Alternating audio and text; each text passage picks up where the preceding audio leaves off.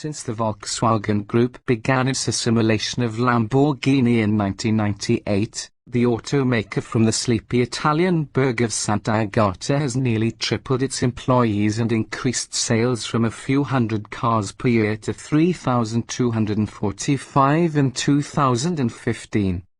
A poster child for this explosive growth is the new Huracan Coupe, which is, in its first 18 months on the market, outselling its predecessor, the Gallardo, by a rate of 70%. So the Huracan Spyder is poised for success. That the Huracan was designed with open-roofed aspirations from the start helps the cause, and it means that popping the top didn't require extra bracing for its aluminium and carbon fiber space frame. Lamborghini R&D head Maurizio Reggiani says torsional rigidity is reduced by 10% versus the coupe, although detecting the loss is all but impossible. 90% of hyperstiff is still hyperstiff. Indeed, we couldn't detect a hint of cowl quiver in our drive around extremely rainy Miami. Fortunately, there were a few rain-free minutes during the launch event, which gave us time to experience the top's operation and the car's open-air appeal. The lid takes 17 seconds to rise or retract, and the designers worked overtime to maintain the car's silhouette with the top down.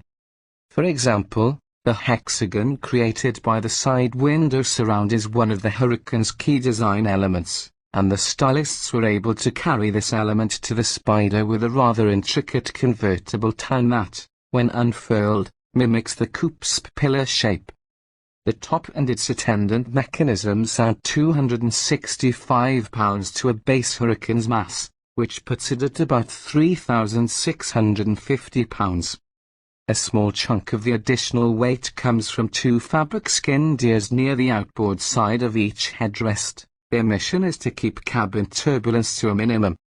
The tabs do their job well, and it's easy to hold a conversation at 70 miles per hour aside from the extra mass. So what if your Spyder can only manage a 0 to 60 sprint in 2.8 seconds, versus the 2.5 we recorded from the coupe ? The only real Spyder downside is that the hunchback lump on the engine lid that provides stowage space for the soft top reduces rearward visibility to a mere sliver. Flat foot the throttle, though, and that's quickly forgotten as the 602 horsepower 5.2-litre V10 lets loose its scream. Shifts are marked with a bark like a Doberman's warning from behind the chain link.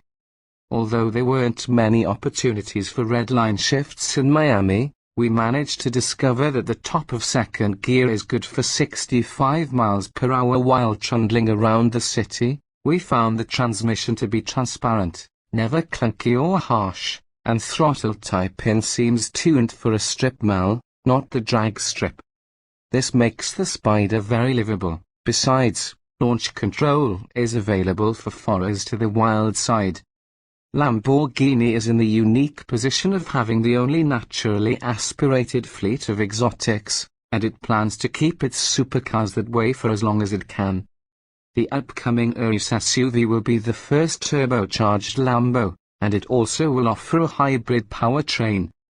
Turbocharged engines are inherently more efficient, and Lambo knows that it eventually will have to adopt them to meet environmental regulations. In the meantime, the Huracan nods to efficiency by having only half of the V10 active under light loads.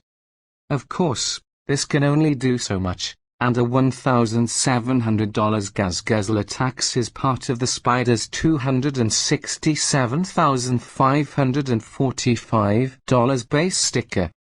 About the V10's cylinder deactivation, we had thought that it operated by stopping fuel delivery and cutting spark to one full cylinder bank, leaving the engine to run as an inline 5.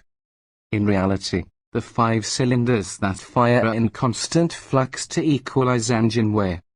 However, because valve operation is not suspended, the efficiency gain attributable to reduced pumping losses is lower than it could be. Miami roads aren't exactly known for their fun factor. The graph paper grid of 90-degree corners didn't allow us to detect exactly how the Spyder's off-limit handling benefits from the optional $3,400 magnet or geological dampers or the standard 20-inch by LP610 tires. The ride is as supple as any 200 mph supercar this side of the hydropneumatic suspension setup from McLaren, however. All indications are that this Spyder is just as capable as the Sublime Coupe. Coming on the heels of the Huracan, Spyder will be the Urus. It's a profit-driven, Cayenne-like move from this corporate cousin to Porsche. While this seems to go against brand ethos, Stuttgart proved it worthwhile.